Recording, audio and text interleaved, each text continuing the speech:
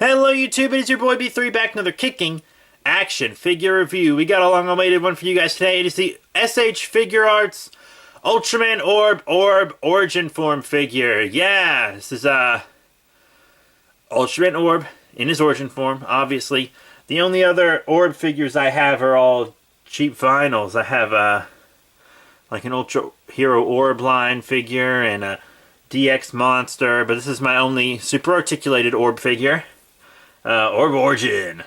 I'm going to show you the box real quick. It's got the window with Orb himself, picture of the character up front. This is from the show, I believe, not the figure. So it's from the show. Ultraman Orb. Haven't watched Orb yet, to be completely honest. I watched Jenga S, other ones, but I watch them out of order, so I haven't watched Orb. But here it shows several things you can do with the figure. Him growing large, him getting ready to grapple, him with his cool sword. I mostly just got him because I knew I was going to watch Orb. And I just wanted more super articulated Ultras. I didn't want to get a bunch of tiny little ones. I wanted one more this size. Plus I got a good deal on him. So yeah, let's bust this guy out of packaging. So here's our Figuarts Orb Origin out of packaging. Pretty cool figure. Right off the bat, I have a gripe about the color timer. It doesn't want to stay on.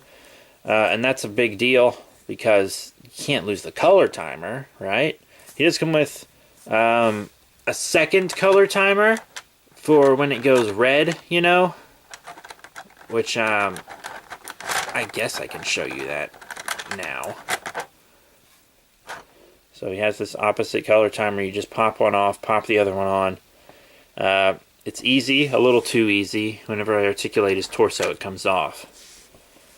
So we've got to be careful with that. And one of my arms sticks out a little too far. So right off the bat, I'm having trouble with this guy. Articulation-wise, he moves a lot. All kinds of movement on the head and neck. He can look however you want. He can fly. Basically, he can look up really high, so that's pretty cool.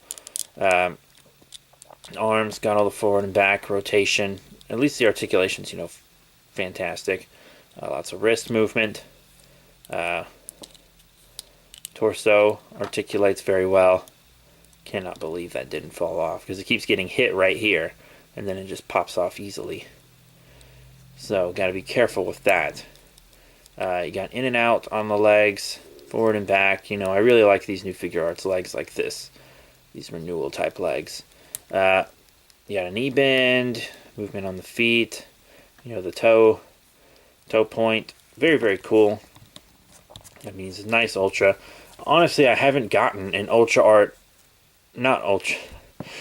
I haven't gotten a Figuarts Ultra that didn't have something wrong with it yet. Because my, the head doesn't stay on my Ultra 7. One of this guy's arms is sticking a little far out, and his color timer doesn't want to stay on. Not that 7's blade wanted to stay on his head. So they each have something that doesn't want to stay on, and they each have a jank part. So that's not looking good for this line. So far, I liked the Ultra Act line better. The leg articulation and stuff on Ultra Act wasn't as good. The articulation's a bit more dated on those, but at least they sized better with other lines, and they didn't have as many problems. I only, out of maybe 5 Ultra Acts, I think I have about 5. Out of all of them, I only have problems with one of them. So, and out of both of my Figuarts, I have problems with both of them. So, we'll see what's up. But yeah, he also looks great. At least he has that going on. The eyes look fantastic. Best looking thing on this figure are the eyes. They just look incredible. They're so deep and they just look magnificent. The silvers and reds and blacks all look really good. And they're all very cleanly painted. The color timer looks good. Nice clear color timer. Very just cool design. Nice Ultraman look. Nice looking Ultraman. Nice looking figure.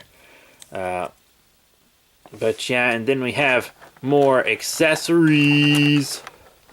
So first up, I'm going to show you this awesome sword he comes with. It's pretty cool. It's a nice big blade.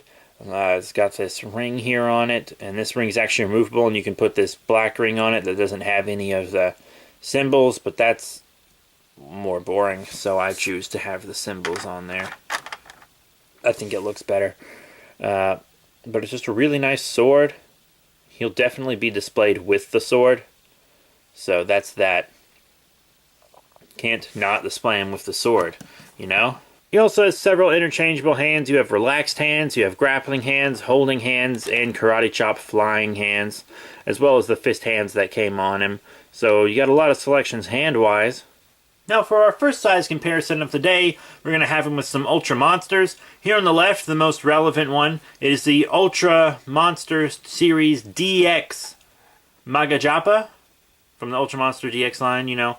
And that's one of his monsters, so very cool. And I think they look good together. You know, Magajapa's bigger than he is, which I think works out. So I think he looks good with the DX monsters. And then an Ultra Monster Series EX figure, we have Bogal here on the right. Here he's with some domestic figures, which also happen to be some Godzilla figures. Here on the left, a Godzilla monster. We have the 2004 Final Wars Gigan from Bandai Creations. And on the right, a super articulated figure, the NECA 1954 Godzilla. Then to show him with some Ultramen, we have a Ultra Hero Series 2009 Ultraman Xenon here on the left, which will also be about Ultra Act size. So that's that. And then on the right, another SH Figuarts, the SH Figuarts Ultra 7 I mentioned earlier. So that's how he looks with Ultras in the same line, and I think he scales perfectly with it, so that works out. Now to show him with some Spark Doll sized figures. Here on the left we have the Ultra Monster 500 Series EX Red King.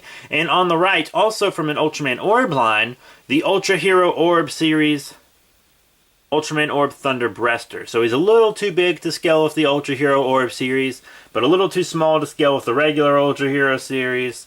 So his best bet is other Figuarts, scale-wise, as an Ultra.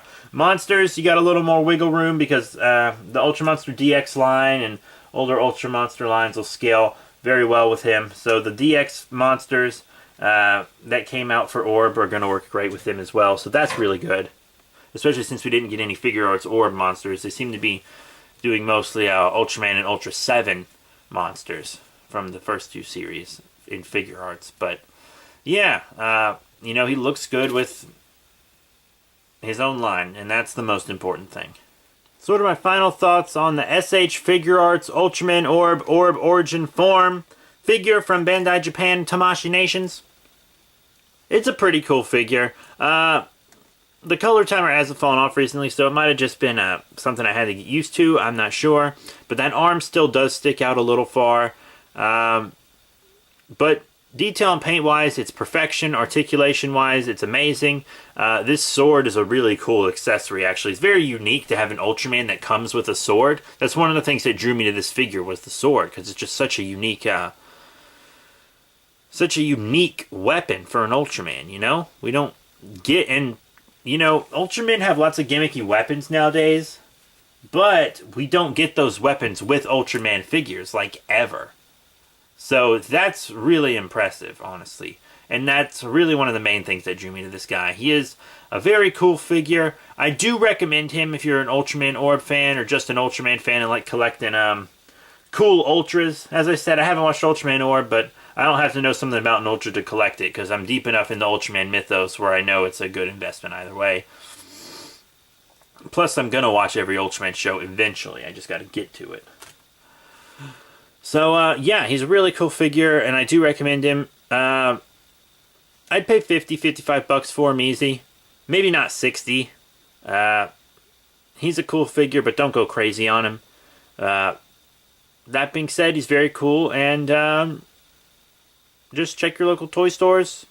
You're not going to find him at like a Toys R Us or anything, but maybe your local comic shop or a store that specializes in Japanese collectibles like this would be very cool to check out.